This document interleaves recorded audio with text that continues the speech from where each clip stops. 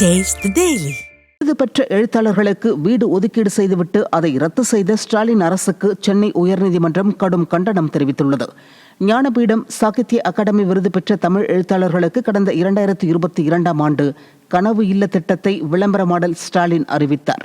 அதன்படி சாகித்ய அகாடமி விருது பெற்ற முன்னாள் IPS அதிகாரி ஒருவருக்கு அண்ணா நகரில் 1409 சதுர அடி வீடு ஒதுக்கப்பட்ட நிலையில் ஏற்கனவே அவர் தமிழ்நாடு வீட்டு வசதி வாரியத்தில் வீடு ஒதுக்கீடு பெற்றிருந்ததால் அவருக்கான கனவு இல்ல உத்தரவு ரத்து செய்யப்பட்டது.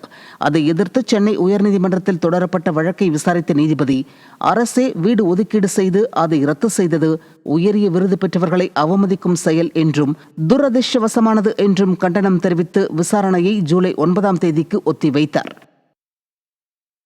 ராணிப்பேட்டை மாவட்டம் காவேரிப்பாக்கம் அருகே தனியார் தொழிற்சாலை ஊழியர் கொலை வழக்கில் திறனற்ற திமுக ஊராட்சி மன்ற தலைவர் உட்பட 2 பேர் சிக்கினர்.